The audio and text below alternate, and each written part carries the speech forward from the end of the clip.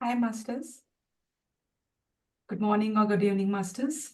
So welcome to day 14 of my time. As you all know, this program is a collaboration between IFSS and PSSM global platforms. So we are all in this my time journey for 13 days already. So we should all be proud about ourselves. So far, we have reached to this milestone. So every day with each, we are learning a different content which is enabling us both spiritually, and the speakers are also really wonderful. So I hope you're all getting this wisdom where you'll be able to implement that into our day-to-day life. So with this, so today we have our wonderful speaker, Gaurav Palival, to guide today's meditation and also to speak about how to overcome time and space constraints. So before that, before inviting Gaurav, so let me invite Sunil. Sunil, please share us about about the research about this mindfulness. Yeah. Good morning, Lavanya. Am I audible? All okay? Yeah, yeah. Great. Thank you. Thank you so much. Good morning, friends. Good evening and good afternoon to everyone who has joined from different parts of the globe. Friends, from today onwards, we will start a small slot on some research bite. So we all have been knowing about meditation. We have been meditating. We have heard about mindfulness being practiced in different places. So there are a lot of research also being carried out by PhD scholars, PhDs, and medical doctors. And there are beautiful insights from these research, science-based research outcomes. So we are going to share a quick 2 to 3 minutes of bites from these research topics. So today we'll pick one and I'll share the research bite of one particular research. So we all are aware of this importance of introspection, right? Many of us would have heard about this term in self-introspection because this is being used widely across many psychologists, corporates, individuals, and many others. So today I want to share very fascinating insights from a study on meditation and how it might improve the ability to accurately understand your own internal states, your own self introspection. So this concept is known as introspection accuracy. The very reason because psychologists always had this being skeptical about the accuracy of these reliability of these introspective reports. So that's a reason a group of researchers from the University of British Columbia from Canada, there's a group of researchers who try to do research on this particular topic. So they researched on 38 participants and cumulatively who have been meditating for a long time, almost for up to about 15,000 hours. So they interacted with these participants and tried to understand, did a study of this on this particular topic. So with this background, what they found was experience of meditation matters, because once you are experiencing uh, long hours of meditation, the accuracy levels are really very, very high. So another thing is more practice, more intensity, and brain changes.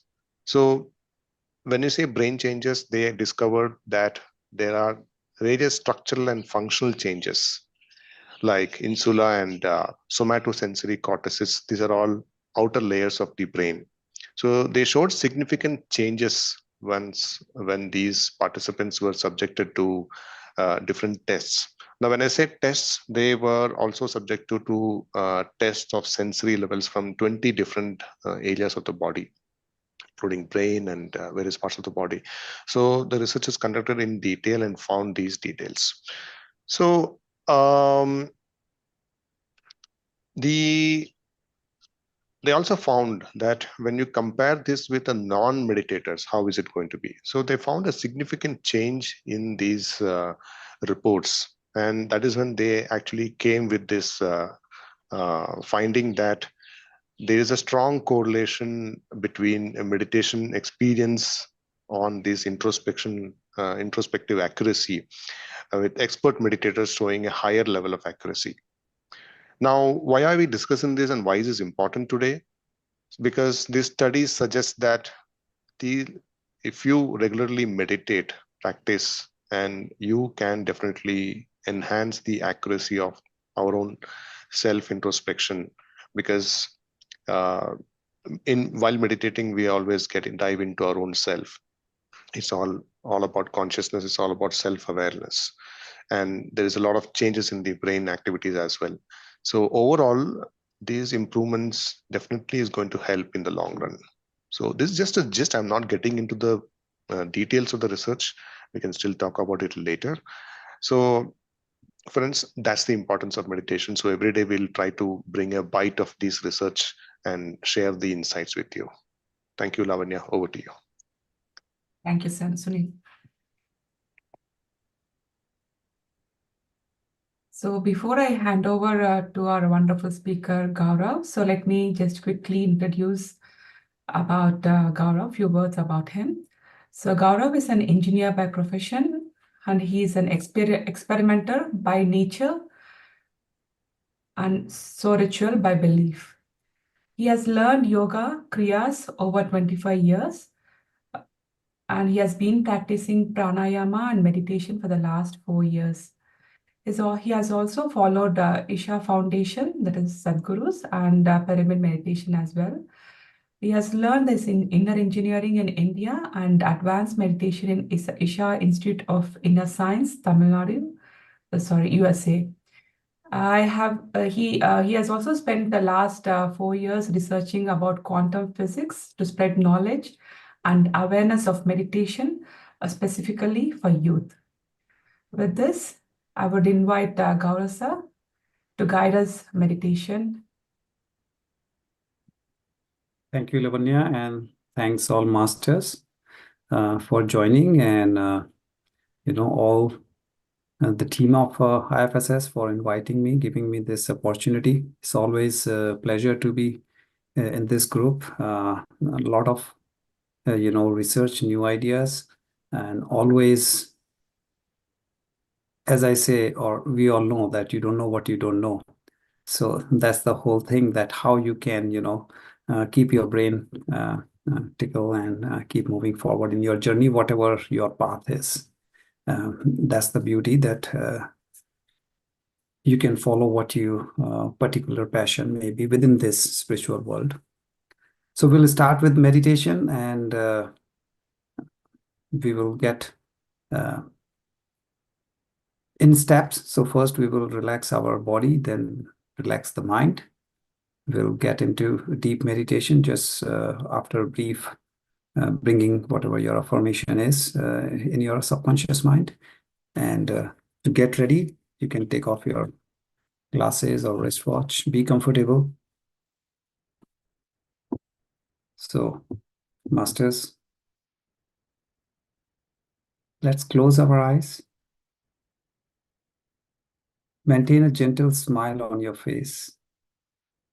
It instantly relaxes your vagus nerve, which is the longest nerve in our body. And the beauty is, with this simple step, it immediately starts lowering your stress level. So relax your facial muscles. Relax your neck, your shoulders. Relax your hands, your legs.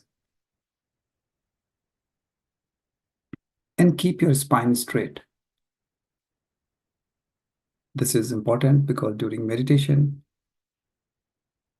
a lot of cosmic energy flow through our body. Spine is really the highway for it. So the more free flow of energy, more healing for us. By now, Your body should be fully relaxed. No stress, no stretching in any part of your body. Let's slow down our brain waves. It will help getting into deep meditation quickly. And to do that, a simple mechanism is slow down your breathing, which gives a signal to your body that you are safe, and it slows down your brainwave. So exhale as slow as comfortable to you, and inhale as slow as comfortable to you. So at your own comfort level, let's do a couple of minutes slow breathing. So maintain your normal, natural breath, just a little bit slower. Don't exert too much effort into it. Naturally, slower than usual. Let your autonomous nervous system get this message that you are safe. Because if there is any danger, any alertness in the system, generally we cannot breathe slowly. In fact, it goes up. And this way our body, our brain gets a clear message. As we slow down our brain waves, we are prepping our body for meditation naturally.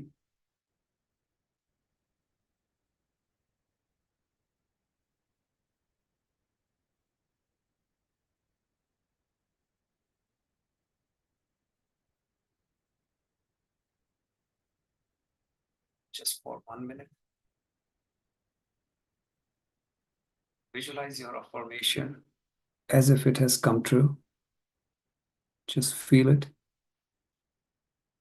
that it has already fulfilled. Feel that elevated positive emotion which is linked with your affirmation. Fill your heart, fill your entire body with that positive, elevated emotion. Just feel it.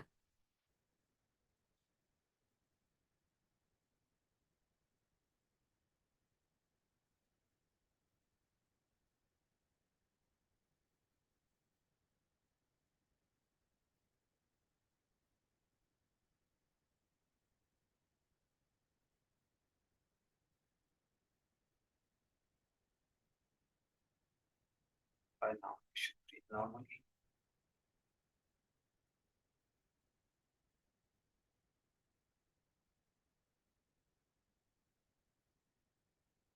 Now,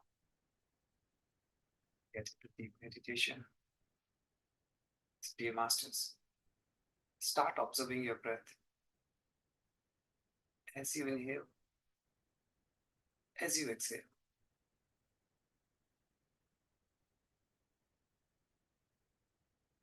With every inhale, we let a lot of cosmic energy enters our body, flows through our nadis, and heal us. With every exhale, we let go a lot of toxins from our body. Again, it heals us. And hence, we call it prana, our life source. So keep observing your breath throughout the meditation. Your breath should be absolutely normal, natural, soft breath. And masters, it's okay if during meditation you get stuck with some thoughts. They do come. Don't fight. Don't feel bad. Just come out of it and start observing your breath again.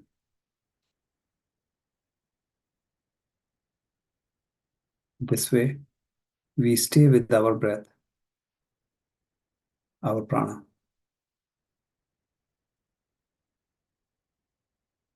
Staying with your breath will help you staying with your inner self. Connect to your inner self.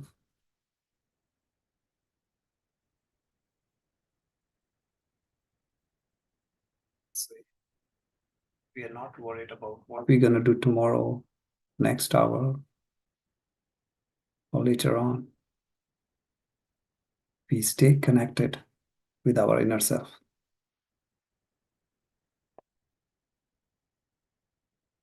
Your body is relaxed. Your mind is relaxed. Just enjoy this time, observing your breath, staying with your inner self. Just relax. Keep observing your breath.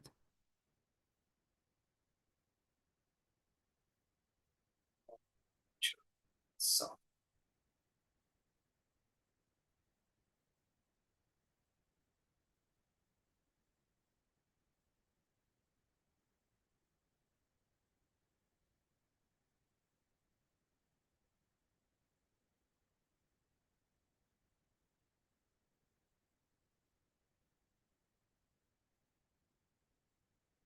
no thoughts, no feelings, no emotions. Don't think about anything, neither your affirmation nor visualization anymore. Just stay connected with your breath. Keep observing your breath as you inhale, as you exhale.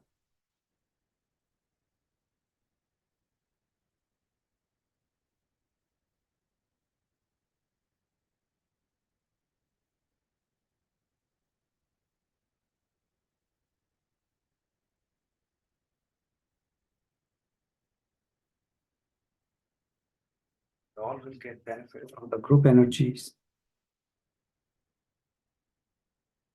as every master is contributing to it. Stay calm, relax.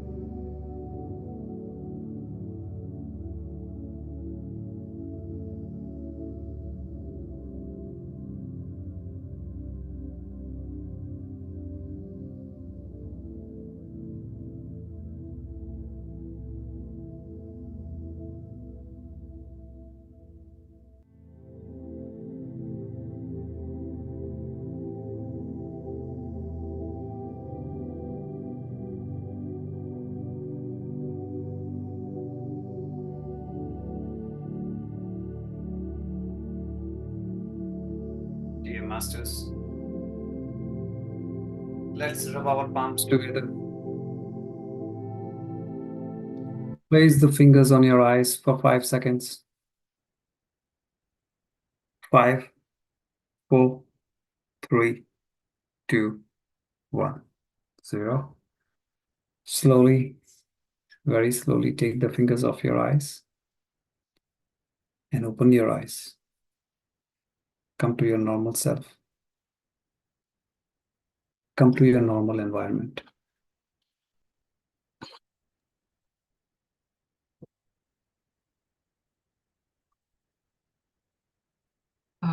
Thank you, Gaurav sir, for wonderful meditation. It was so pleasant, and I lost the track of time as well. Hope our friends would have experienced the same.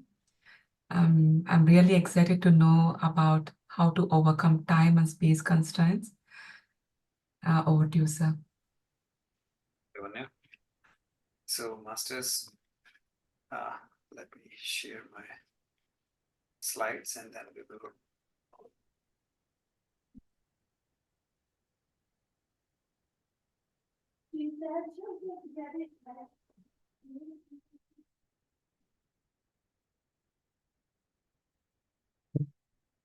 So, Lavanya, I hope everybody can see the slides. Yes, sir. Perfect. So, today we'll discuss about, constraint, which is time and space. Now, this is something that we all, go through it one time or the other. And I mean, different people may have a different situation, different capacity, different level, but we do kind of experience such things. So the first thing is, let's understand what is space-time or time-space. And then we will see the scientific element to it. And then we'll see how we can overcome, avoid what's in our hand. So to understand space-time or time-space, we live in the space-time realm, which is our 3D world. And in our 3D world, space, which is to move from point A to point B, it takes some time. It doesn't matter what the distance is, less distance, less time, more distance, more time, or depending on how you go. But there will be some time consumed in moving from point A to point B. Now, when we say space-time in the 3D world, the space is eternal. And scientifically, scientist community has seen it, believed it, they confirm it that the universe is still expanding. That means the space is ever expanding, you can say. So in this, when you're moving from point A to point B, we experience time, and we experience it as a linear function, means the more the distance, more the time. So what is the issue here? Issue is we experience separation.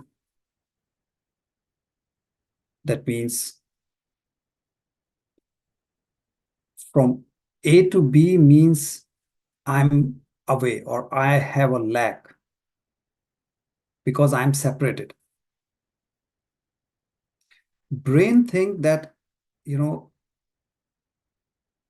it take to reach wherever you want to be, whatever time constraint you have, whether the separation is in terms of distance, separation when the brain interprets and we feel, it could be in terms of money, the efforts, there could be a different perspective to it. And this space-based science of physics, when we say this is Newtonian physics, everything is known, predictable. If you take your senses away, what it will be then? What will be the situation? Because as you move one point of awareness to another, we take time, we experience time.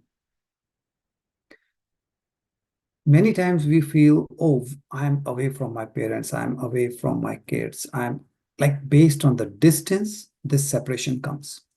And this is based on your senses. If we take the senses away, then we cannot experience this 3D, because this is what is telling us the gap, the separation. Because here timeline is horizontal. Past, present, future, timeline horizontal means you can say, if my present is in the middle, that means the left side, you can say is your past, the right side in that reference will become your future. They are separated and they are horizontal. So that means we are moving from point A to B to C. Now, what happens when you feel lack? It generates the feeling that, okay, I don't have means I should have. And then we want things. Whatever you own, the people around you, the objects, your work, your title, business, whatever that may be, everything becomes part of our identity. So it's always sometime, somebody, someone, somewhere means you are identifying yourself with all these elements. It becomes part of our ego. So to collapse that space, it takes time. Now, this is when the space is unlimited. This is ever-expanding universe. What happens when we talk about time-space? If time is primarily, now we are talking about the fourth dimension where time is the key. In the concept of time-space, is just one long present moment. No space issue, no separation.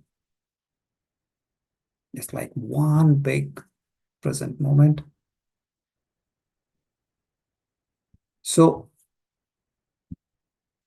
when we were talking about space-time, we talked about how this, the laws of 3Ds and the senses and everything comes into play. We say, okay, how we go from Newtonian to quantum world really, if we want to go from space-time to time-space. Because till the time we are in space as an element, you are in Newtonian world. You have to come to quantum side for understanding or living in the time space. Because when you have one long present moment, all possibility exists. Here you cannot rely on your senses. They will not help you. You have to rely on your consciousness, your awareness. Because senses limited up to the space time. But when it's time space, now you have to use your consciousness, your awareness to make use or to be in this zone, to be in the 4D realm. Otherwise, most of us, most of the life, we are stuck in the 3D world. That's the reason.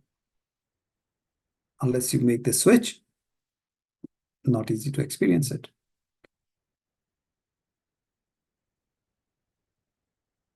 So when we talk about energy, when we talk of consciousness, what is consciousness or your level is just our energy, what we may represent it as frequency.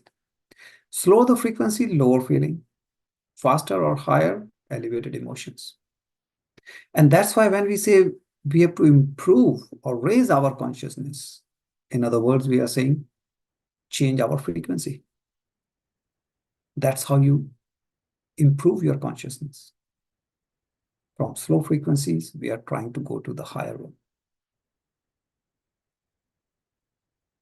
So,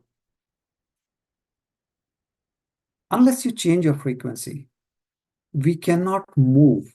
So it's not distance. I can walk, I can take a vehicle, I can fly and move distance A to B. consciousness, our energy, our frequency is what we have to play with. Because time is eternal, time is now. Now, how can I change my frequency? Just by thoughts alone. Your thoughts, like we say in meditation, in spirituality, that your thoughts can really take you anywhere. It can become your anchor, means it won't let you move anywhere, or if you can work, if you can have that capability that yes, you can manage your thoughts, you can achieve anything. Because it allows you to change your frequency. It allows you to change your consciousness. With different frequencies, we can play around with this time factor, means different stages. To understand it simply, imagine, right? You're just listening to radio, whether you are driving at home, whichever way. You may like one particular channel. Maybe your sibling, your friend, they may like different channel. What do? They just tune to a different frequency, and now a different channel is playing. If you want another channel, you further change the frequency and the next channel will come. And if you like some talks or some music which is in that channel, you can listen to that. All you are doing is changing the frequency. But the wave, the energy, the message, the frequency, means the talk, the music, it's all there all the time. Which frequency you are tuned at? In this case, example, your radio. That's the music you're going to listen to. But all the frequencies are there around you at all the time. Similarly is our situation when we talk about time-space situation. It's one big eternal moment. Past, present, future. It's all in one moment. So as you change the channel, if we can change our frequency, we can change. That means time is unlimited. When we say time space, now time is unlimited. It is one big eternal moment. All possibility exists at the same time. So in quantum world, there exists a possibility where all the solutions do exist. All we have to do is tune to that. Now, our thoughts may limit us. Our thoughts may become the anchor. And that's where the work required is. When we say we are working on whether it's spiritual level, anything, we are working with frequency, means we are working with our thoughts. Sometimes we cannot see the solutions because of limitation of our thoughts, not because it doesn't exist.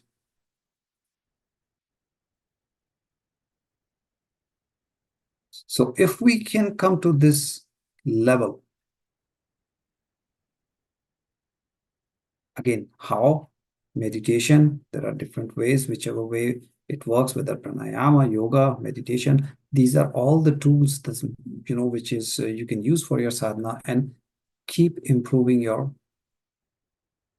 frequency and hence your consciousness. You go step by step.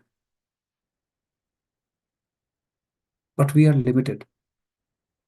Again, when we are stuck in the timeline zone, we are thinking of the past, we are thinking of the present or the future.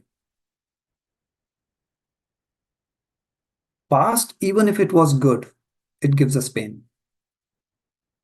A good time in the past, when we keep thinking about it, oh, I was, whether it's age, whether it's your title or business, or you had gone there somewhere, travel. So if it was good, even if you're thinking of a good thing, it is past. Means, again, it gives you that feeling of separation, means it is gone. Present moment, it's so hard for most of us to enjoy, to be in the moment, because we are jumping straight to the future. Most of us, most of the time, we are working towards the future. So what you are missing is the present moment. So past, which is gone, future, which is not there, will never be there, because the only thing which is ever in front of us is the present moment. So that means we are always out of sync with time.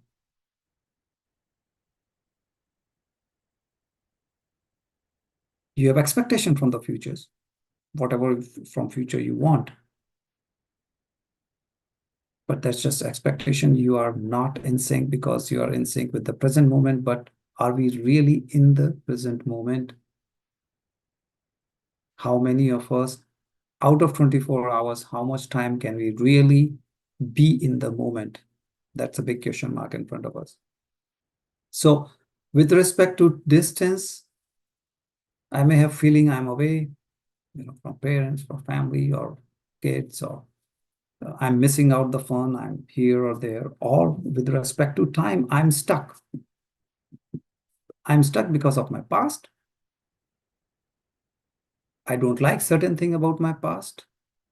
I can only wish either I did differently, someone else behaved with me differently, or we are trying to ensure that future is as per my expectation.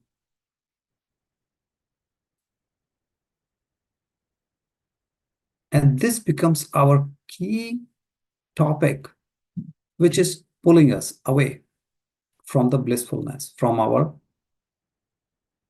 true, connection with our oneself, higher self, whichever way we look at it. It drains you emotionally. It brings the feeling of lack. It puts limitations in front of you. Certain time when you are not able to deliver something, whether it is for your family, whether it is my parents are, aged and I'm away in a different country, different city, I'm not able to do for them, or my kids, I want them to be this way because I have my own expectation. Whichever way, either is a feeling of guilt, feeling of lack, feeling of all this low level emotional energy drains us. So what happens in most of the time, we are always in the macro world. We are so familiar with, people climbing Mount Everest, distance between two planets. We are always thinking of thousands of millions of kilometers, big distance and big time. We are talking about how this universe was 100,000 years ago, 10,000 years ago, what happened, not happened. We are looking into those big numbers. But when we talk of spirituality, when we are talking about this limitation imposed on us based on this time factor or the space factor, the reality is what we are missing is the micro. So no need of, just stuck with the macro, which is you're talking of universe and all big sizes, but are we really looking inward? And that's where this micron or milli with respect to distance or time is concerned. That means how small really can we get into in terms of distance? Whether we talk about our cell, the single small, the smallest unit in our body, which is cell, because cells make tissue, tissue makes organ, and then different organ combined, which makes system. And a lot of systems combined forms our body, this whole mechanism. But the smallest unit is the cell. Similarly, in terms of time. Now, why it is important, what it means, how it impacts us, let's look at it and what it's going to impact with respect to our consciousness.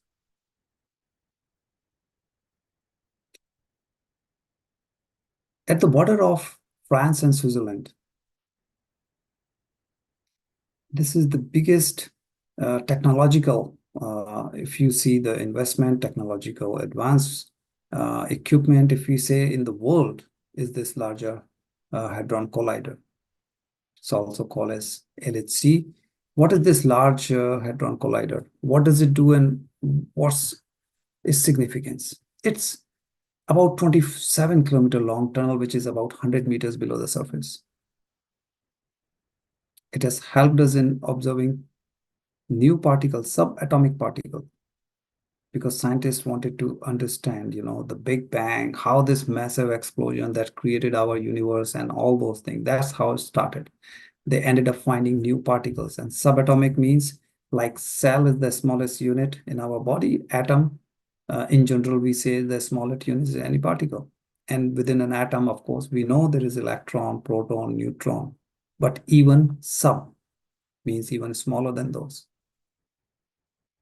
So this was built in order to not just to find or create these particles, but the idea was to get into subatomic particles and see, can we really achieve the speed of light? Trying to reconstruct the conditions which existed right after the Big Bang. It's a huge tunnel, again, 27 kilometers, you can imagine, equipment which is trying to increase the speed of particles. Of course, subatomic means they're really small, but to this, like getting closer to the speed of light. They got up to 99.99999% close enough to the speed of light. That means they were able to increase the speed of the particle, and 99.9999% is so close to the speed of light that if you raise the speed of this particle versus speed of light from Earth to Moon, this particle will be behind the speed of light by only 4 meters. And you know how many millions of kilometers we are talking between Earth and Moon, and only 4 meters. That means it is so close to 100%. That means there is no other any object ever produced by human which comes so close to the speed of light. The closest one, which is the probe, they have sent it to the sun, which is only a fraction of 1%. Its speed is only fraction of 1, means less than 1% to the speed of light, and this is pretty much 100% speed of light. So what are we dealing with here? Subatomic level, not at a macro but micro level. And in doing all these experiments, they identified 3 new subparticles, means smaller and smaller as we are going. Now you imagine thousands of years ago how our rishi munis or masters, they have described, they have found out the distance between planets or Earth, Moon, Sun, and all those things. From where they got all that wisdom? Not from the macro level, micro level. There were no such tunnels, there were no such equipment, at that time, 1,000, 10,000 years ago. Yet, they had the idea, they had the distance and everything. So, how come they were aware of so much details about the universe, about different parameters, whether you say time, distance, whichever way we look at it? Because they knew how to get to the micro level, which unfortunately, we don't know as we speak. We think we are highly scientifically advanced community, but were our ancestors much more advanced? But one thing is beyond any doubt, it's clear that it is the micro level that we are missing out. When we say improve our, consciousness, frequency, we are talking about, if it is really this one horizontal timeline, when we say time, space constraint, what is required? No sensor will work. Your own frequency means get into the micro level. Now, this experiment or this particular equipment made us learn that normal, what we say, Newtonian physics, these subparticles, when they discovered that cannot explain this. So they have to get into the quantum physics, which can explain the particles and certain behavior of these particles. So Newtonian physics, so far, what we were so proud of, and which is good, it is certainly, it has its own value, but what it brings us is that we don't know what we don't know. And the answers are coming more from the quantum physics than the Newtonian physics. All the feeling of lack, all this feeling of, that what we cannot do or what I'm missing out, and all this feeling of lack is coming from the macro, whereas the answer is in the micro part. Now, there was an experiment done, which is two particles, and it was separated out by kilometers. Their origin was same. Just like here, they will originate two protons, for example, and it's traveling in the opposite direction. And then they impacted one proton, one particle, with some electronics disturbances. So they will create certain environment for this, and they will observe the behavior, and they are going in different direction. They are separated out by kilometers. And still, because they originated from the same source, they could see that behavior of one is influencing behavior of the other one, though there is no physical connection. Now, is this the only one? Is this the only thing which, this is, something like in movies, they show that, okay, you are twins, and if you do something to the one child, the other child feels the same thing. And we think, it's just a joke or something. But now we are finding scientific community proving it out. So let's look at it one more from different perspective. Just in 2022, very recently, three scientists, they got this Nobel Prize in Physics. Jointly, they had different kind of pieces of the pie which they were able to resolve, but they were all working on this entanglement. But the basic work, in simple terms, if we look at it, what did they do? They have clearly, demonstrated what quantum mechanics really, can inform us, can tell us, can,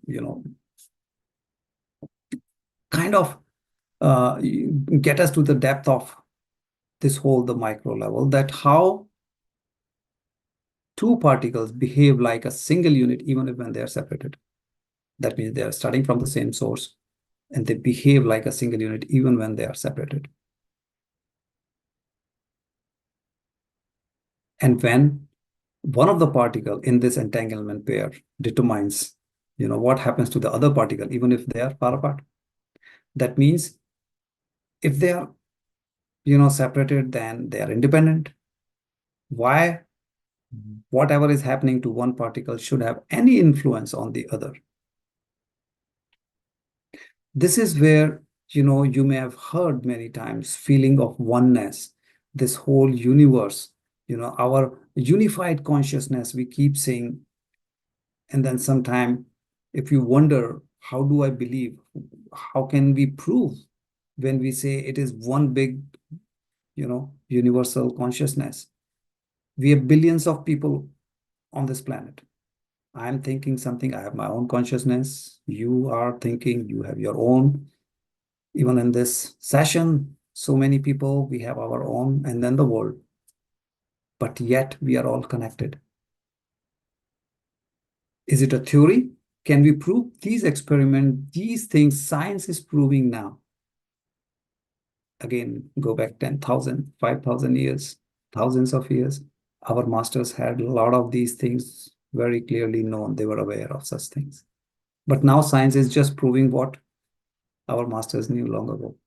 But the bottom line is, when we say universal consciousness, how do I believe? Now science, such experiments are proving it. So in other, one more perspective, if we look at it, which is, this is kind of there for a long time, you may have heard about it, which is that how the reality, any energy, any matter, when we are talking about, Because you see, when we talk about universe, when we talk about distance between stars or planets and all, we think it's a vacuum. It's not vacuum, it's energy.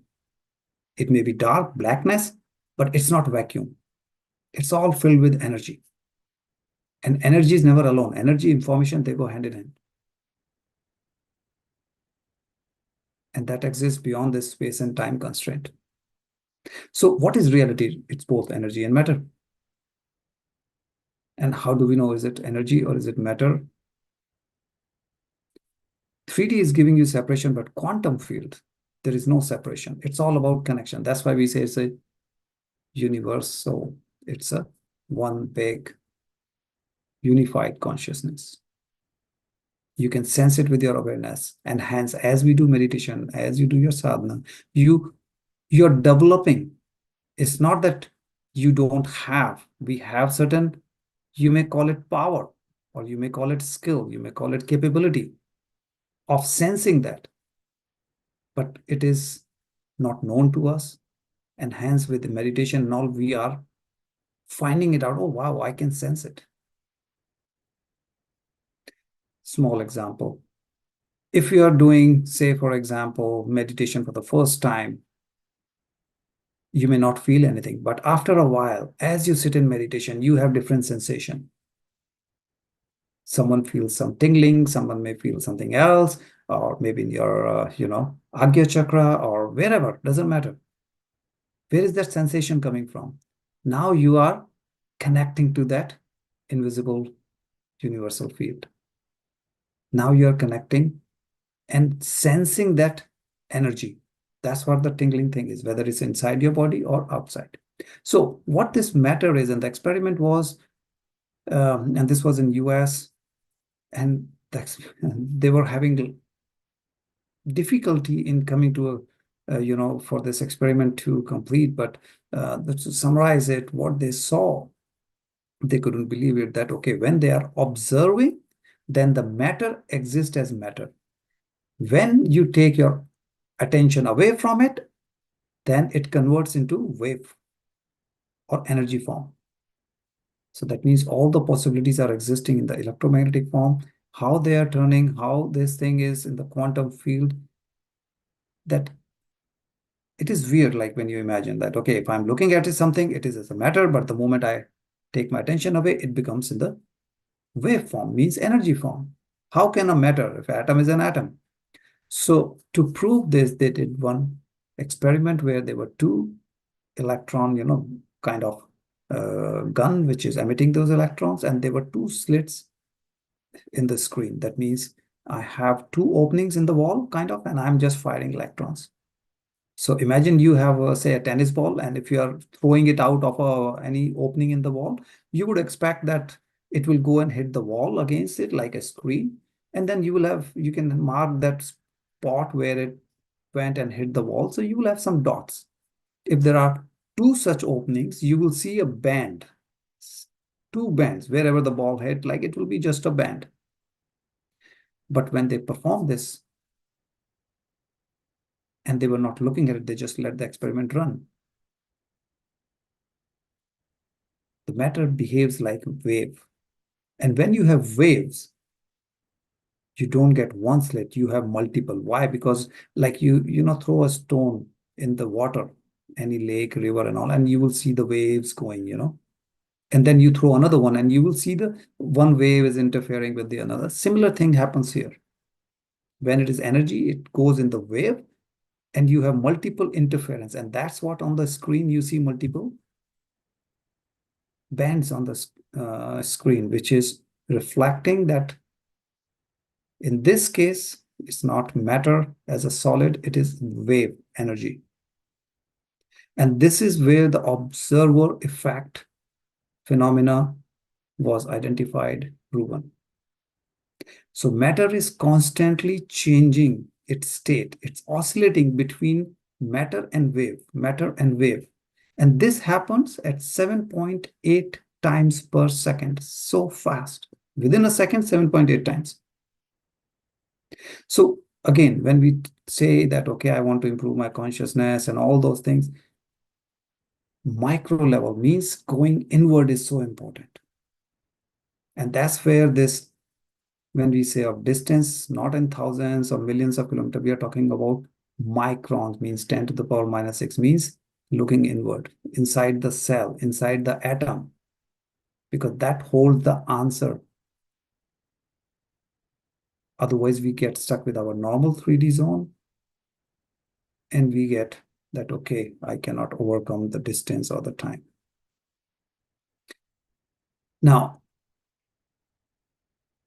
what happens is when we say about the time and all, in 24 hours, how much time really we are spending on our growth, on our development, versus, your day-to-day work, which is just either your job or, the usual things.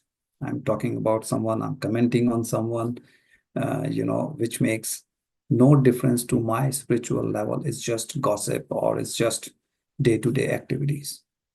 So sometimes we feel that, um,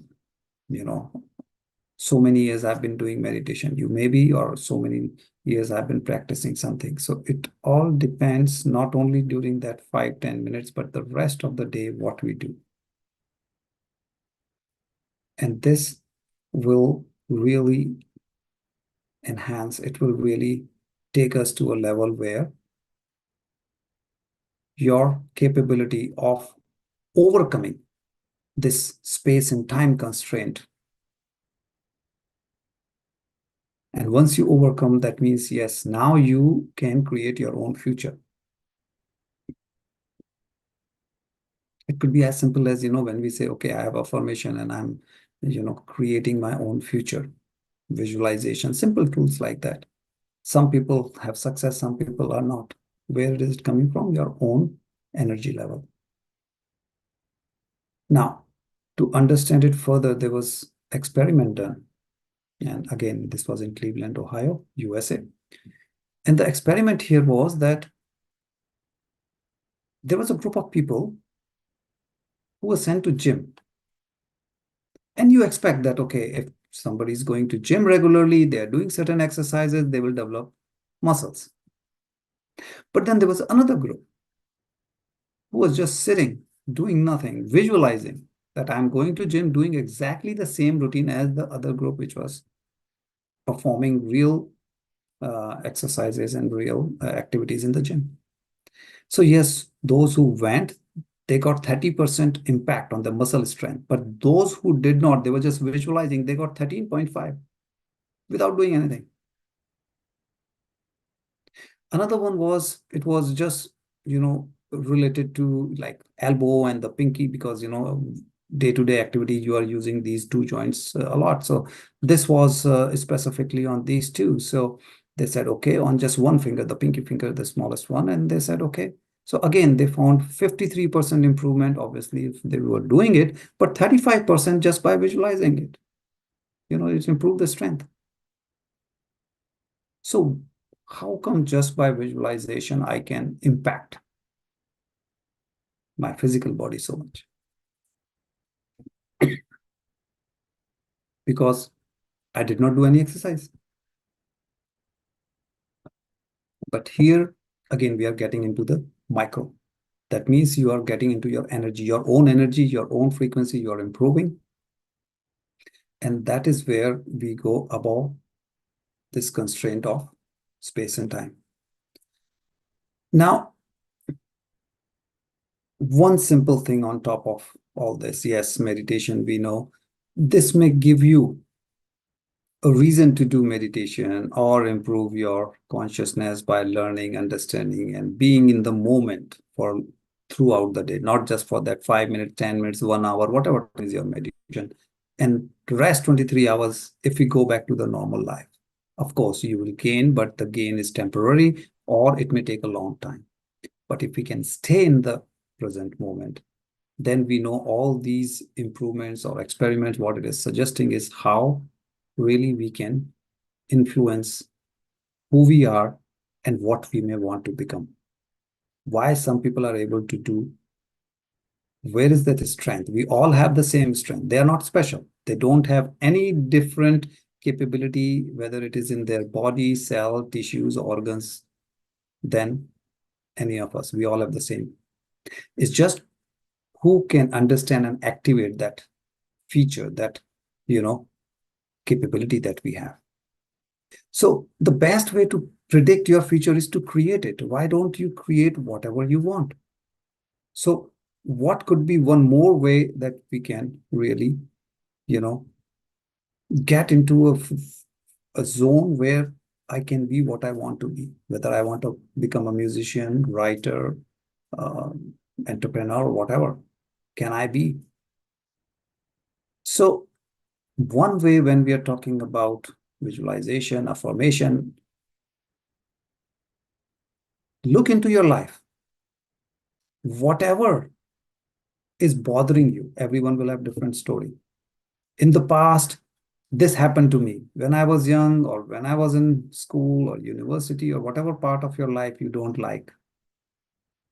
Either you did something to someone, you said something to someone, or the other person, someone else said something to you or did to you, doesn't matter which way. What is bothering you? What is hurting you?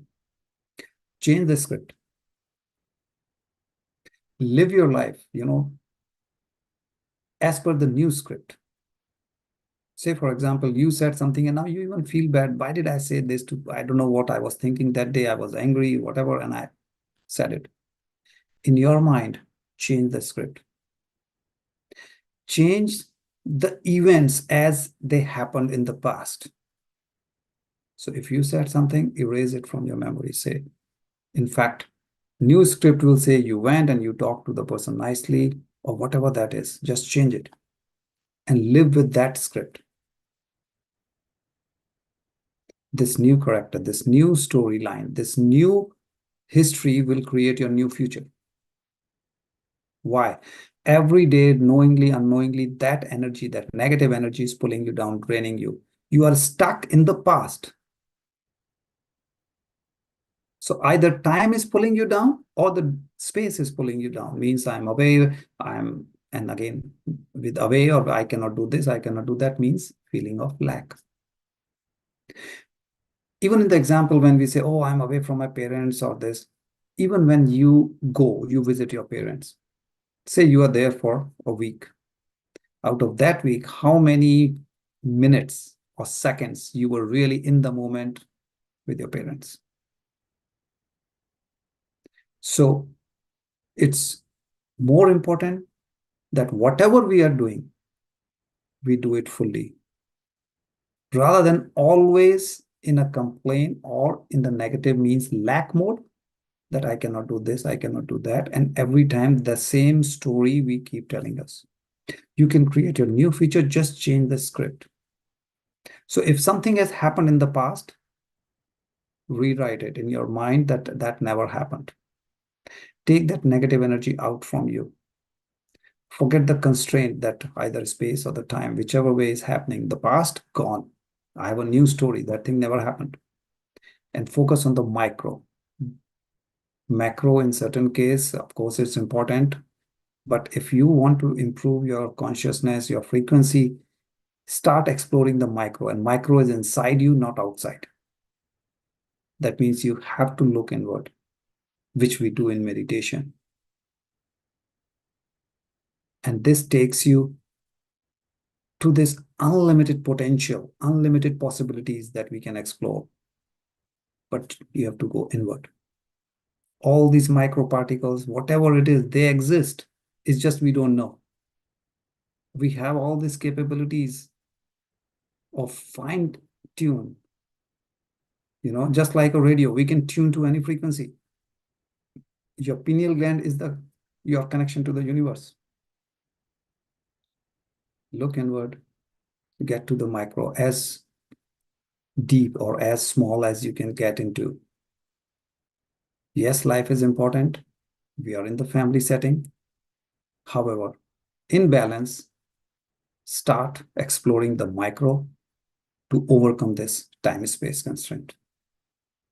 Be in the moment, which will take you to all these things. And as you do more, change the script, whatever you think is draining you.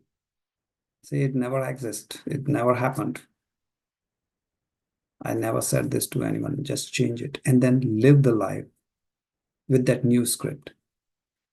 Of course, not to say keep repeating what you did before, but it will help you in improving your vibration, your frequency, your consciousness.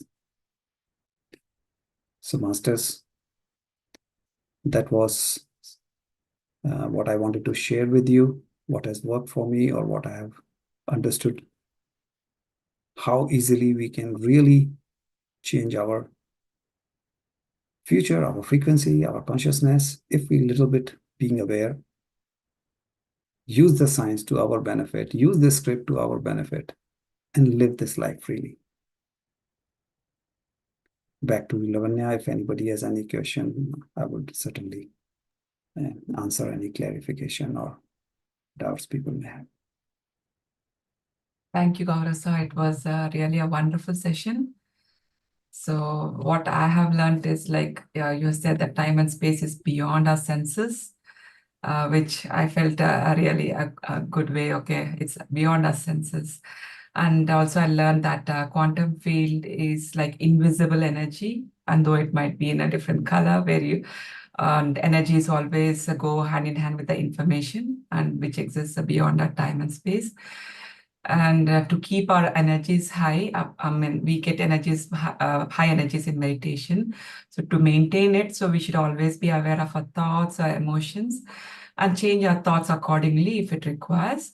And I also learned here that we have to, like if you want to change our frequency, we can do it by just changing our thoughts.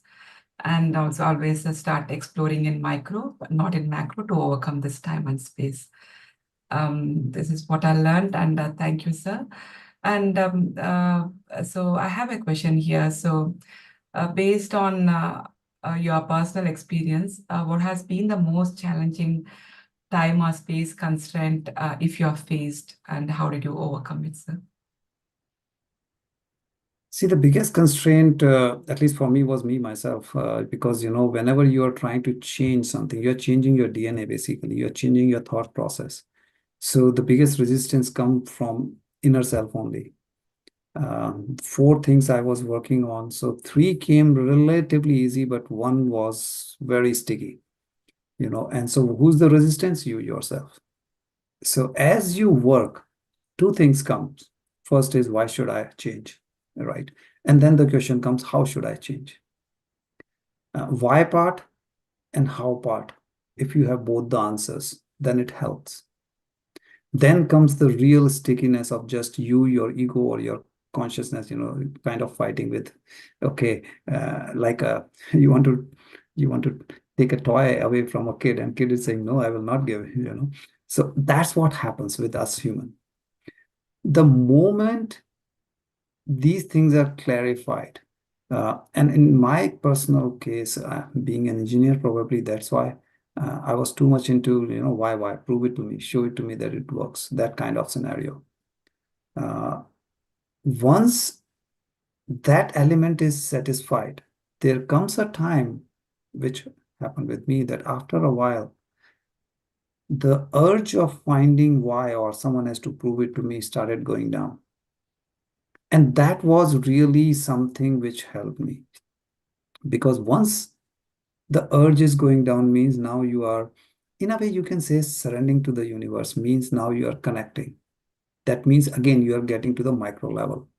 Forget about someone has to show a proof. Yes, initially maybe, but there has to be a time where you say, I have experimented enough with myself. I have seen different elements, not all, which will no one can see all, but I have seen some flavors, some element that is enough for me to say that, yes, I trust, whether quantum world or, whichever way. In my case, it was basically quantum physics, which really helped how meditation works, how this works, what can be done, what is the potential, what is the true potential.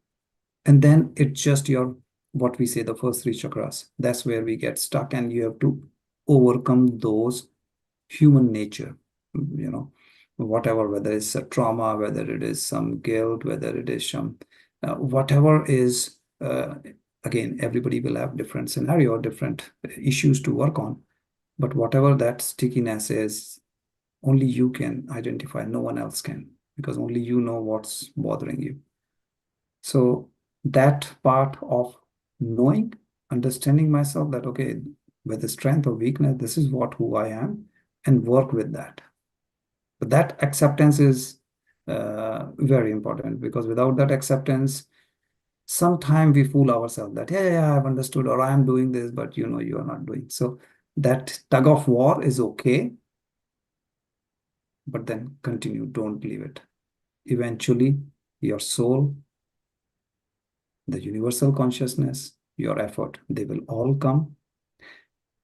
And one thing to conclude, I will say, you don't get what you desire. Universe will only give you what you deserve.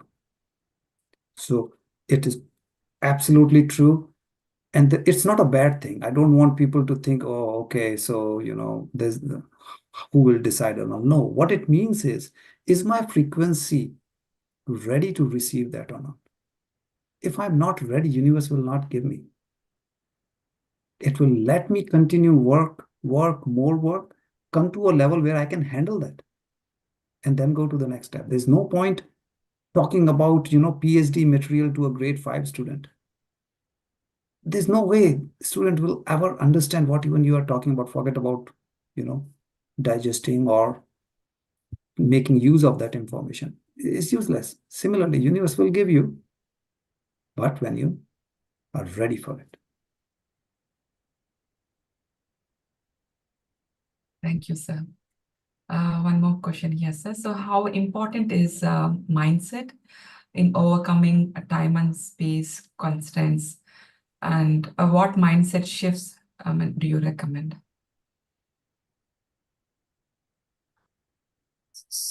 Games of mind only, actually, because it's just our mind which can, make or break everything. Again, it's thoughts or mind, whichever way, in simple way, if we say it, is all our mind is generating based on who we are. When we are changing your thoughts, basically you are changing yourself. At some level, you are changing your DNA. You are changing how your cells, your body, your tissue, your whole mechanism work. So the way, at least I have worked on it, not immediately masters, but give yourself time, but continue looking at a bigger picture. Yes, one can say, I will do meditation, whatever time you fix, and then I will expect certain outcome, or that's all I want to do, which is fine. Certainly you will do. In my case, I kept looking and I kept increasing or improving my horizon. So not only meditation, I understood what link pranayam has.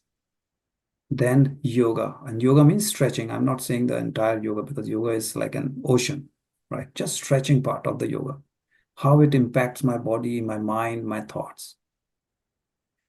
And then once you understand that, diet was a big part of it. I changed my diet totally.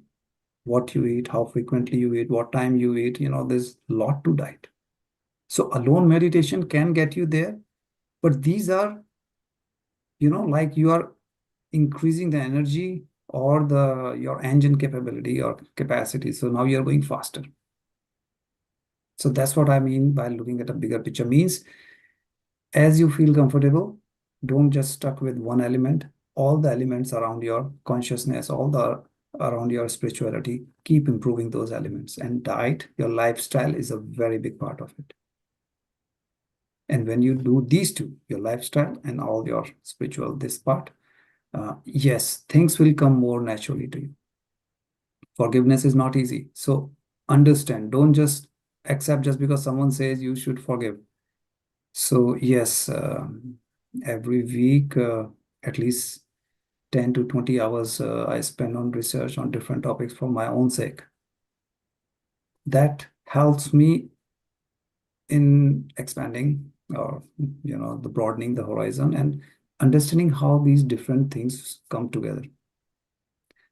So based on your personal level individually, I would recommend go in the depth of what is good for you, because everyone is different. Your time, your capability, or interest may be different. But if you have interest, sky's the limit. Thank you, sir. So one of a question from our participants. Time is an illusion.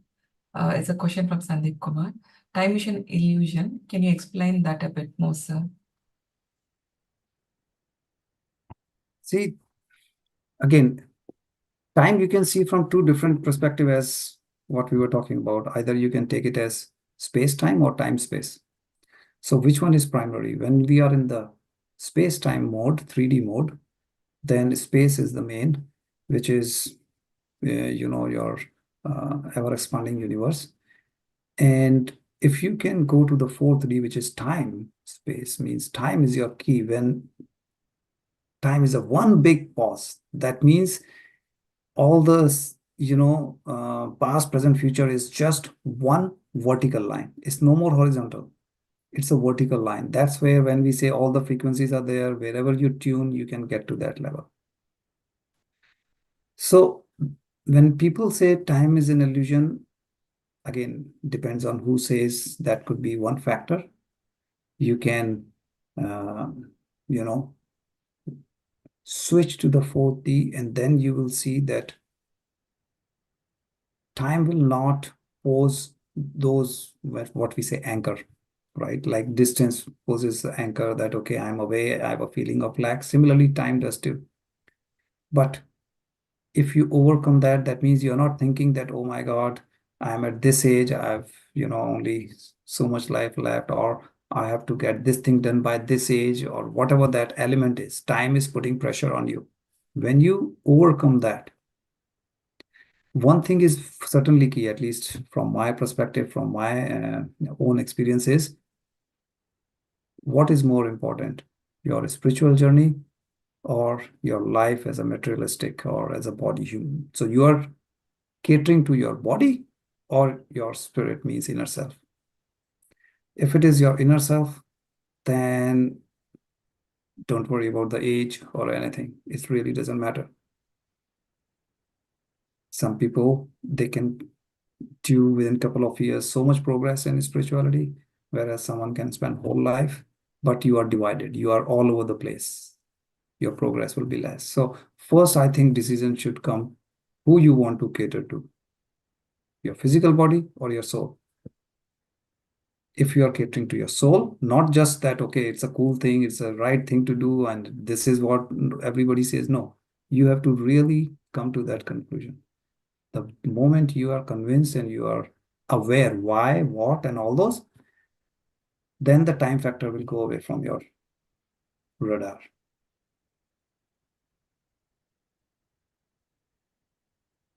Thank you, sir. There's one more question here from Lavanya BK. Thank you for the introduction to quantum physics in simple words.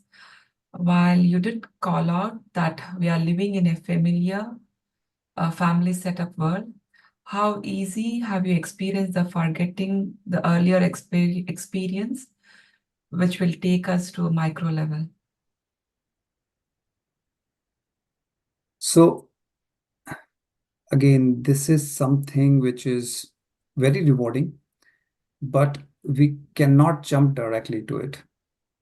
And again, in my case, first I understood all the topics in details. Example, I talked about forgiveness. First of all, why forgiveness? How to do? People, you may hear people saying and all, oh yeah, just do it. Or there are different ways people do say. So you have to first understand it really clearly. Now, there is a switch. Because when people do forgiveness, the first hurdle comes initially when you are new to your sadhana or consciousness. We feel as if I'm forgiving someone, I'm doing that person a favor. And because of the hurt, you feel, how can I favor this person? There's no way. So that is the first switch. You are not doing anything for anyone. You're just doing for you yourself. So once that switch really takes place, rest becomes easy. You know, whatever you're doing for your soul. Another thing which really helped me was, as I was expanding my awareness, I did a couple of workshops with the basically Robert Shaw's on soul plan or pre-birth planning and all. And a lot of understanding got, kind of improved, or I was aware, or things, how it works. So different elements, when you combine and look at a bigger picture, it allows you to understand the big picture that, okay, this is what happened, who asked for it. Okay, if it is my own, if it is this, then it's easy to forgive, or it's easy to understand whatever happened, why it happened. Or if others are doing this to me, or whether it is your work, business, doesn't matter what, there is always element of anxiety or uncertainty, your family members, whether it's parent side or kids side, you are always trying to have certain checklist item, done, done, done, or those kind of things. All those things will only come down in terms of anxiety or in terms of troubling you when you really start looking at a bigger picture. And the more you look for the soul, the more calmness and you can say not just patience, but the hints of blissfulness will come, and then slowly and slowly you will know what blissfulness means.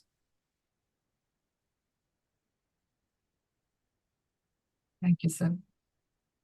One more question. So does time create space or is it otherwise? Sorry, say again, please. Which? Does time create space or otherwise? No, these are two separate, like you can take it as a space-time or time-space, which means either you're in the 3D world where you are stuck with the space as a main, right? Where you to travel the distance, you would need some time because you are going from point A to point B, where the timeline is horizontal. Or when we say time-space, then the timeline is horizontal, means everything is happening at the same time. But for that, you have to really sense it through your consciousness. You cannot do it through your normal senses. So it's not like I can jump right away. You have to work on yourself to get to that point. Thank you, sir. So we have a few more questions. Is it okay to take, sir? Sure. Thank you.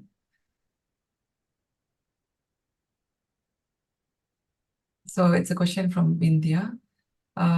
Thank you, Gaurav sir, for throwing some light on these complex subjects like time as unlimited and past, present, and future all exist as continuum and to focus on micro. Okay, yeah. Thank you, India, ma'am. There's a question from Anju. Can you please share some books or workbook or courses to follow or develop on this topic, time and space?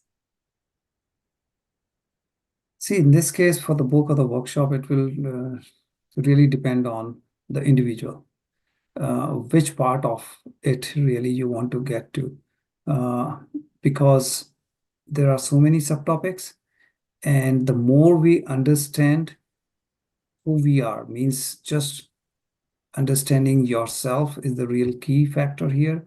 For that, if you have not covered already, then yes, forgiveness, gratitude, these two things should be the first couple of topics that you may want to work on.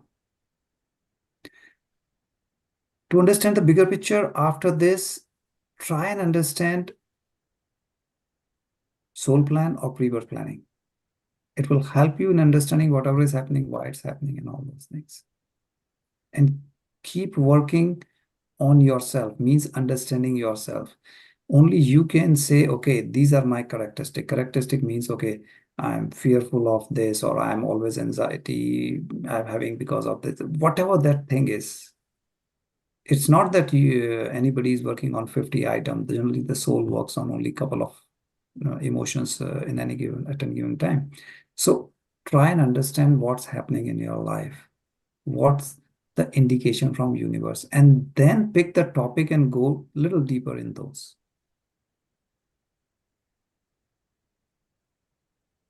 Thank you, sir. I would like to unmute Vindhya ma'am. She has raised her hand. Vindhya ma'am, you can speak. Thank you, Lavanya. And thank you, Gaurav sir. I was going to type the question, but as I was typing, you started talking about it. I was going to ask you about age. I know you talked about time, and you said, time is unlimited. But then I was going to ask age, and you mentioned about age, like when we start thinking about time as limited, and then we think of our age.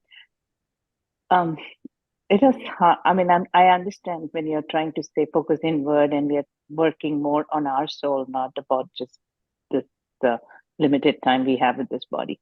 But it's still a partnership, right? Because you keep saying good food, good exercise, everything. How can we balance? I mean, I feel like I was trying, when I'm trying to go in, I still try to do out, but there's a disconnect. So can you throw, or is this the time that I focus more right now inward, and then outward will automatically, not automatically, but follow easier? Do you understand what I'm asking? First part, if you could repeat, Vindhya ji, like what is your main, like from the age respect, what were you saying? Like, what is the constraint, or what's the part I of was it? going to ask earlier too, like, the question, yes, I don't see time. If I start thinking of time as like, unlimited, because we don't, our soul is unlimited, right? Thinking that way. But at the same time, the body tells you, it's like, it is limited. And it's still, there is something that you want to achieve, but you have to still take care of it, right? And you did mention we have to have good food and good emotions and good exercise and everything. I'm trying to ask you that partnership. How do like when I'm going in, somehow the outward seems lost, and when I'm out, I don't know. I'm trying to ask you how to Okay. balance that. So again, first thing I would suggest that if you cater to your soul rather than your body, that could be the first decision. But it has to come naturally. Like it's not, again, just because it is the right thing to do and this is what it is. You have to tell yourself why. Why should I cater to my soul? Because that answer has to come from within. And the answer will come when you say, this has more value for me than that. Like if you have to make choice between doing two things, you are in this session, you could have been doing something else. Somewhere you made a decision that this has more value for me, right? So similarly, that decision has to be taken that, okay, which is more important? And again, it is not 0-100. We are in family settings, so it will be somewhere in the middle. The right path is mostly in the middle. So, and then we keep going slowly. Now, when you cater to yourself, the very important part comes detachment, other than what we have already talked about. Forgiveness, yes. Generally, it is very difficult to forgive ourselves. It's easy to forgive others. So we keep punishing ourselves. And then second thing, when it comes after that is that, yes, okay, once you have understood what it is, detach in the sense you are in family setting, but you are not imposing your decision, your wish, your directive on others. And the third thing, at least that what worked for me, is understanding that, okay, if I've really learned my lesson, whatever is bothering me today, I should see a downward trend, meaning that issue should reduce and eventually go away from my life. That tells me, so without going anywhere, without any workshop or book or anything, universe talk to us. It's just that we don't know that this is the message or this is an indication from the universe. Once you develop that relationship, that whatever life is throwing at you, and we say, okay, this happened, that happened, whatever. Sometimes situations are very tough. Family, it could be career, it could be any other way, health, not easy. However, concept remains the same, logic remains the same. Understand why it is coming. if we can decode, everyone, only you can decode because you only know the detail about you. So that's where these small subtopics become so critical to eventually overcome this limitation of either space or time. Otherwise, we get stuck in our normal routine, the family and this and that. But detachment is not easy. You want to do for your parents, they're aged. You want to do for your kids. You want to do for your colleagues. And, that thing goes on. But once you understand, once you make first step, and then you say, yeah, it does make sense, then you can go to the next topic. But to your primary thing about the time part or invert this, the moment you feel success in terms of overcoming the one of the biggest thing which is bothering you, you will not think time as a factor anymore. Doesn't matter what your age is. Because as I mentioned, that's my understanding. Generally, we don't work on 50 items, just a couple of them, 1, 2, 3, whatever. So really, it's not that I need 100 years to overcome. Yes, we may be fighting internally and coming to that capability, that's okay. But once really you have come, it's not that you need so much time that how and where will I get the time. First is very important. That first victory will tell you that, yes, this is blissfulness.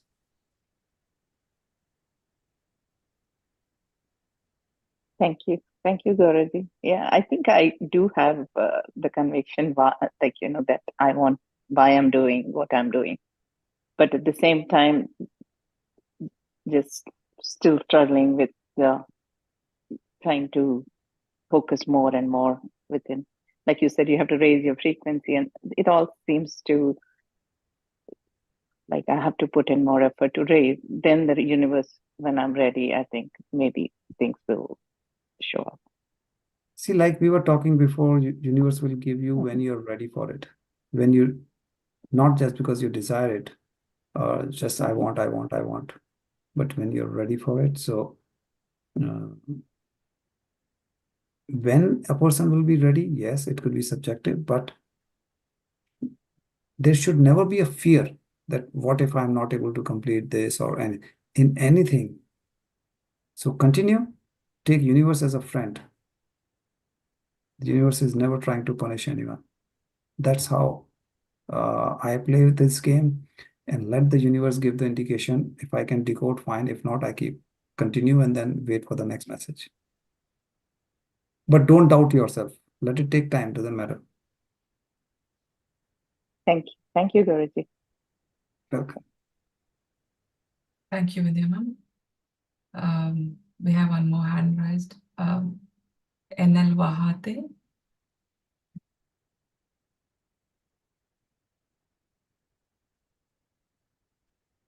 Please unmute, sir. You're on mute. Yeah. Morning, sir. Very nice explanation about whole quantum physics and present moment.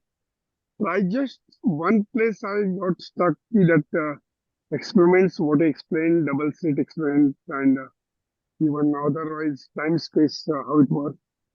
That understood, but then this relation is how do we create our future only in the present moment?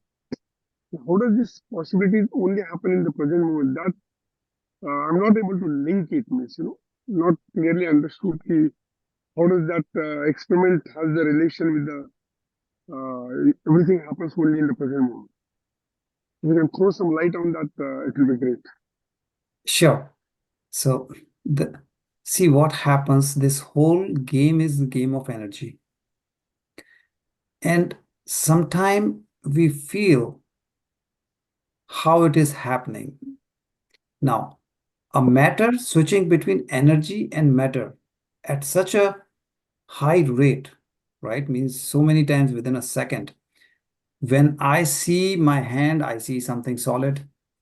But the fact is, our cell or any atom, even if it is steel, it is 99.999% empty. Okay. So what that experiment has shown us is the behavior of the smallest particle, atom, or even subatomic, that how it switches between matter and energy. So if we are convinced that this is happening or this is potential, so then when we look into our thoughts, our frequency and energy, it should help in understanding that our body is nothing but bundle of energy. So don't take it as just physical. I have like, of course, this body will end in this life, but it is just bundle of energy. Take it as energy. Don't worry about the bones, the muscle, and all those things. That means whatever I'm doing in meditation, I'm influencing this energy. Now, we say when we inhale, cosmic energy comes. We don't know. I've never seen it. It flows through nadis. I've never seen it. So it is possible, at least it was for me, as I said, like I had a lot of this thing, why, prove it to me and all those things. Now, how do we, in today's scientific age, accept that, yes, it is just energy, whereas I feel everything is solid, how I'm sitting with eyes closed and where the energy is flowing. So basically, it connects those two dots that everything, even if it is matter, it is also energy. Any improvement that we want to do in us, our thoughts is energy. Meditation, we are working on energetic level. Pranayam is energy. Yoga is energy, because everything is balancing energy inside us. When we say Ida Pingla, left hand, right hand. So when we coordinate heart and brain energy, in our body, if energy is balanced, we are healthy. Anytime when energy gets disturbed, it creates some health issues. But how to see your body as energy, at least to me, that experiment helped, because then it was very simple that, yes, I can take anything as energy, even it looks so solid to me. Does it also mean that during meditation, otherwise all of the daytime, suppose if we try to be in the present moment, this whatever the activity are doing, we put everything in that one and don't allow that thought to scatter. That also will have effect similar like a meditation. See, what happens is meditation, at least we know what's happening. Say I do 1 hour a day, right? First challenge becomes, in meditation, I can sit calm, peaceful, and try to work with my thoughts. I cannot make it zero. No one can, right? But I'm trying to work that I reduce the disturbance of the thoughts. I can come back and observe my breath again and again. But that's 1 hour. What about the remaining 23? I'm eating, but I'm watching news, or I'm reading, I'm talking to someone. I'm never in the moment. If I do nothing, forget anapanasati, forget chakras, forget anything else. I do nothing, but I'm always in moment. Which one will I pick? So the answer to me is I will pick being in the moment, because that is meditation. Without meditative state, I cannot be in the moment. Because in the moment means I am not letting the noise factors, I have to do this, I have to do that, or if he says this, I will say this, or if he does this, I will. All that noise I have worked with. Then only I can be in the moment. Thank you. Thank you, sir. That's a challenge to everyone. First step is to convince yourself. So if there are people like me, that experiment helped, that okay, there is a reason to believe, it's beyond any doubt.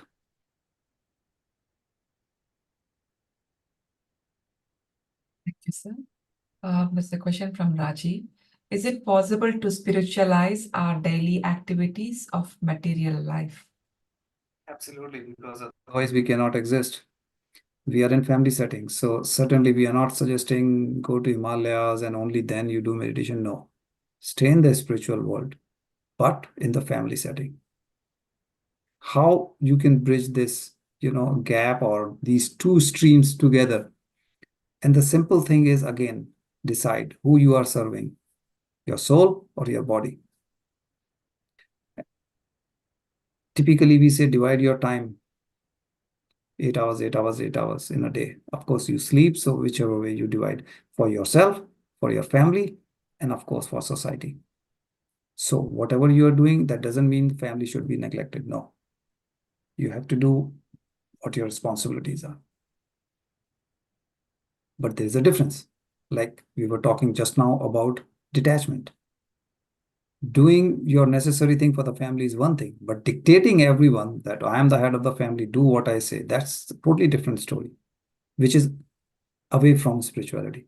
So spirituality actually helps you to enjoy your, you can say materialistic world or, physical world, whatever. People will love you. Initially, they may not. Initially, they may think, what's happening? You are going away from our world. We used to gossip and now you don't gossip. They will see you, something is changing. But then they will see you that you are always smiling, laughing, helping. Then they will love you. That makes sense. Thank you, sir. There's one more question. Desire and deserve. We see many examples where people don't deserve, they get more than that because of parents, etc. So I think, yeah. See, this thing is very tricky, Sadananji, and I can tell you one thing. Yes, the first three chakra will take you always in this case that, I'm unlucky. Look at this guy. He won a lottery or he got some parental help or, some heritage or whatever that may be. Good or bad. If we go by soul plan or purpose of life, okay, I planned this. If I decided that in this life, I want to learn how it feels to be in lack, whether it's lack of health, resources, whatever, then I planned this life. I should not be jealous. I should never be either afraid of going through this journey. I should never be, looking at others and complaining that everybody is having fun but me. In fact, that tells me that my learning is not over until I come to a neutral level, that I don't worry what others are having it. I'm just working on my own. But that's a journey. First, one has to learn what those concepts are. Then one has to accept and work on those are. Again, one more time, I'm saying, if you're working on your soul, you don't worry what the other person is doing or enjoying or not doing or doing wrong. You just focus on yourself. Then jealousy and all those things will go away. He got it free and I am working so hard. I am not getting, don't worry. Your plan is your plan. Stick to it. The other person is only doing whatever doing to you is for your, as per your wish. You made it together. Thank you, sir. That's a question from Dimple. Dimple, you can please unmute.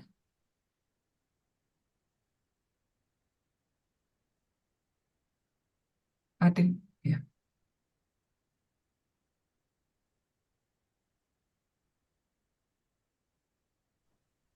Namaste, sir. Namaskar.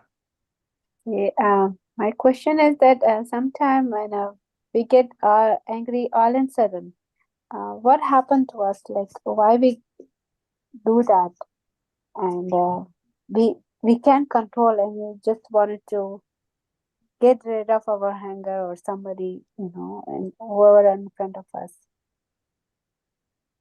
See, most of the time, I'm not saying always because there could be a million different scenarios. Most of the time, when we are getting angry, there is something which is bothering us. There is something that we are not happy within. And at that time, it just becomes an excuse of take our, whatever that upset we are with ourselves, to take it on others.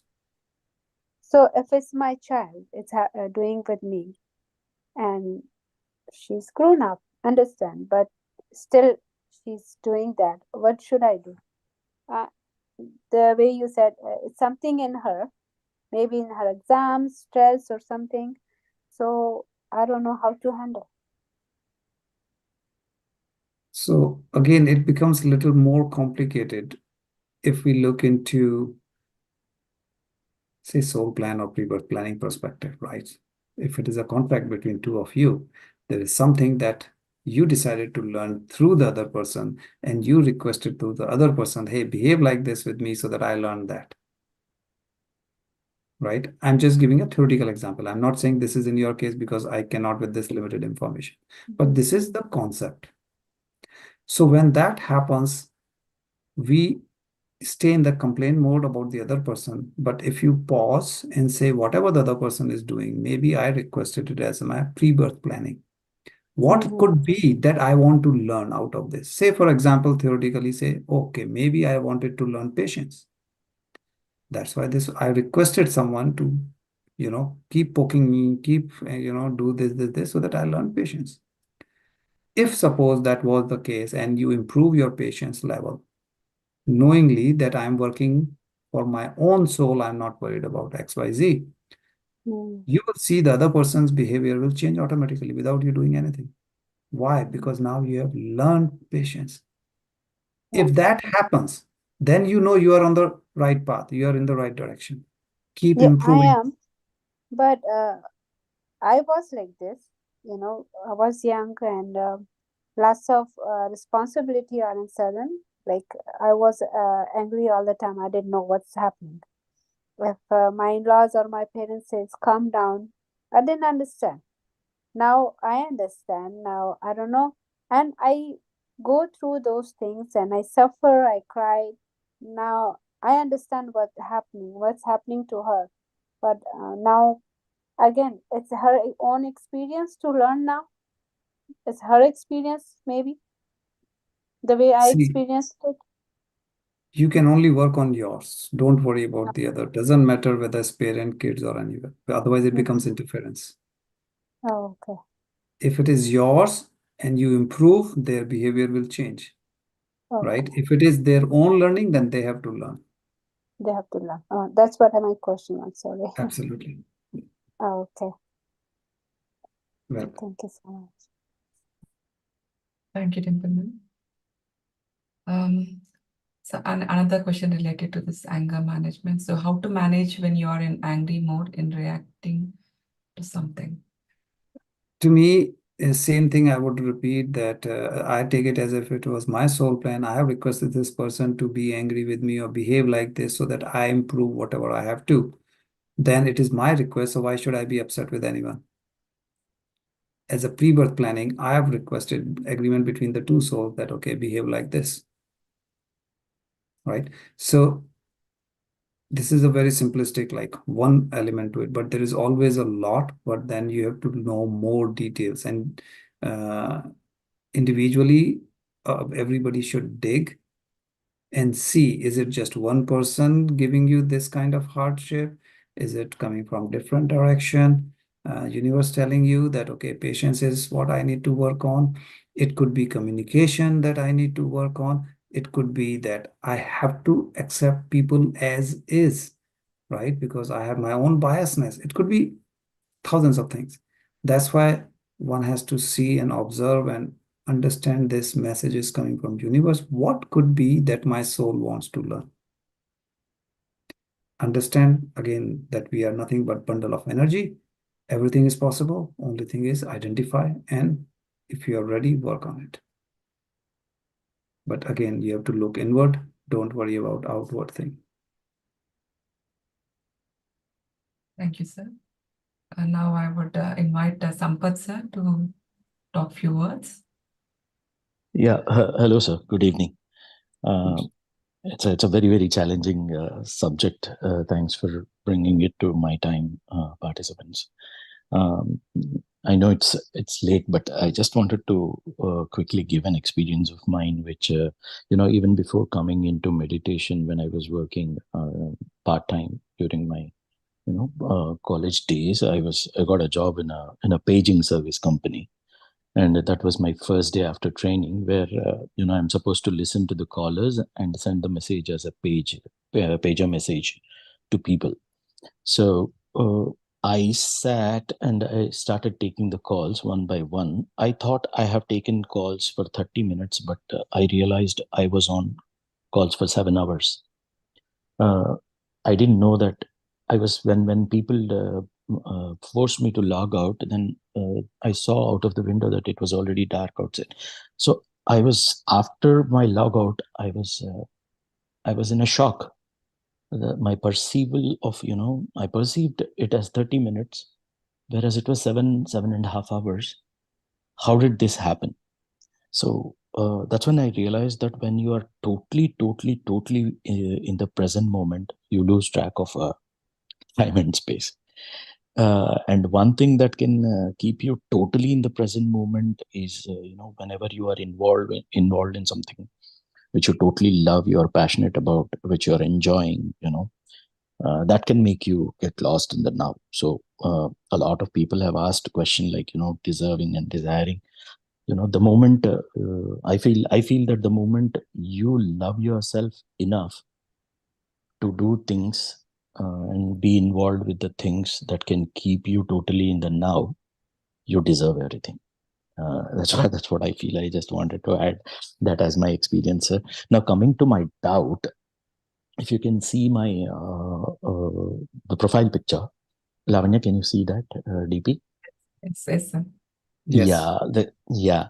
Sir, this is my understanding. This is after coming into meditation, after many sessions of meditation. I understood that, see, in this picture, the A to B is like, I'm far from the center.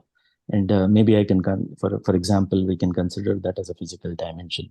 The distance between A to B is farther. And C to D, maybe you can call it a mental dimension. In the mind, it comes down. So the more you are going to the core, I see that uh, 2 points of from here to there as space, or from this point of time to that point of time as time. Both are coming closer and closer and closer. And in these moments of timelessness that we are experiencing in meditation, and if we can continue to be there, I think we can experience that consciousness which all the masters talk about. In this picture, it might look as a concentric circles, but in meditation, I feel that the journey that we take is little spiral in shape, where we gradually get into the inner dimensions and finally go there, where in the center, where you can have a 360-degree view.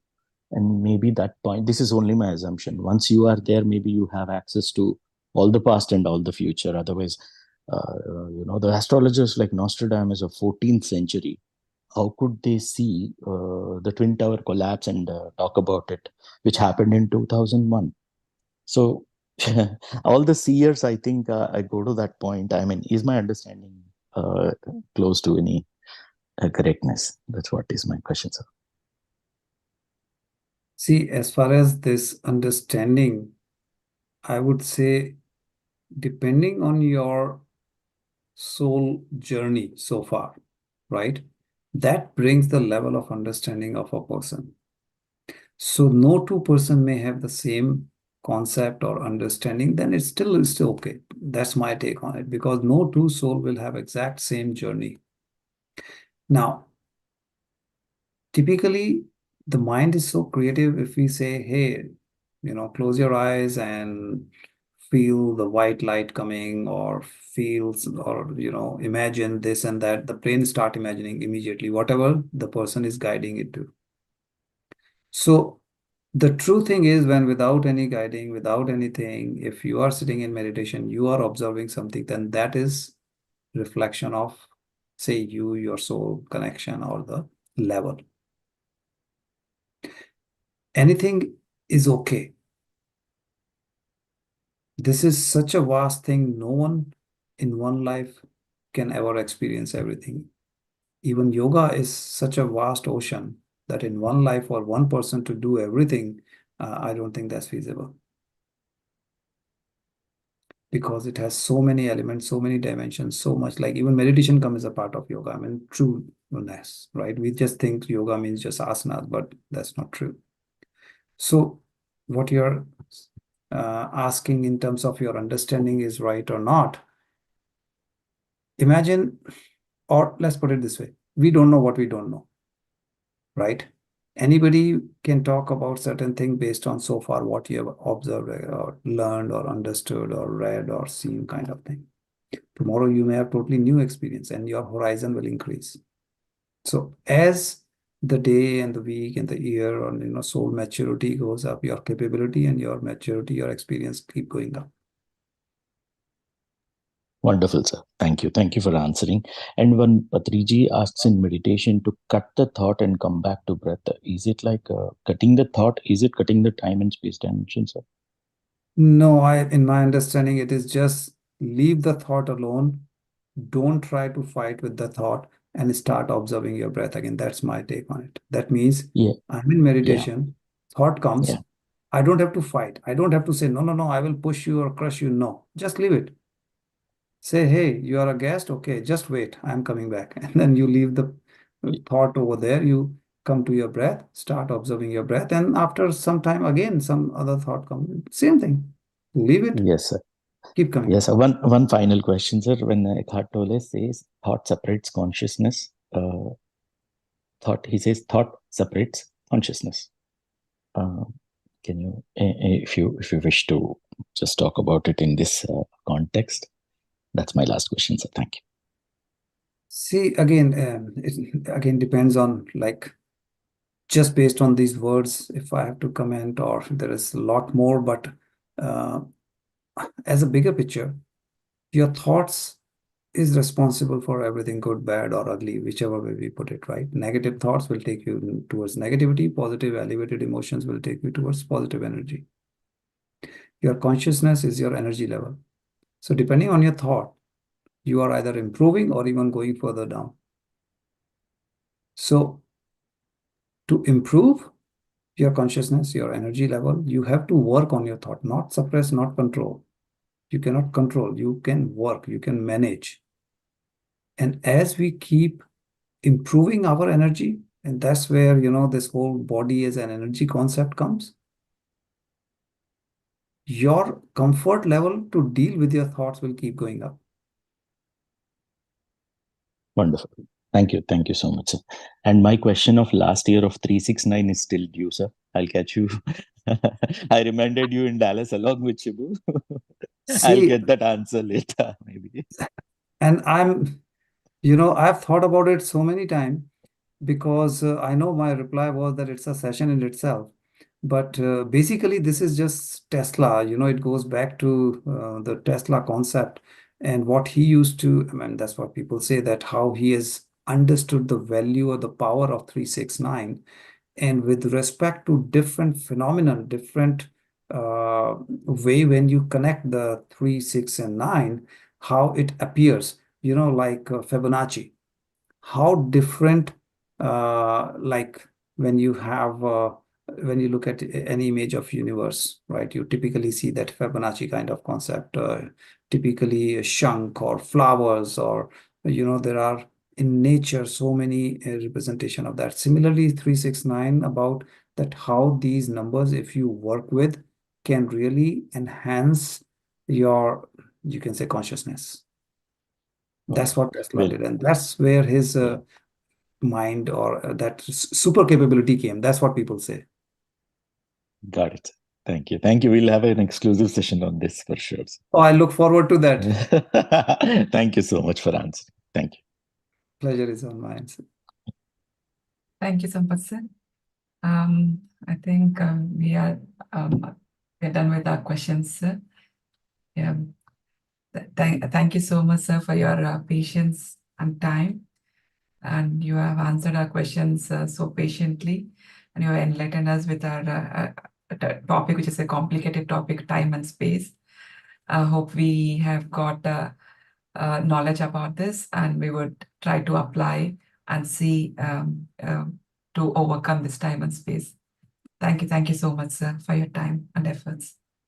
Thank you, Lavanya. Thanks to the whole team of IFSS for inviting me. It's always a pleasure, and information or knowledge or this whole energy is two-way, so it's always like learning opportunity for me through different sharing of masters questions. So thanks, everyone. Thank you, sir. And I would like to thank to all of our team, IFSS and PSSM Global, both the technical and non-technical teams. Thank you so much for organizing this.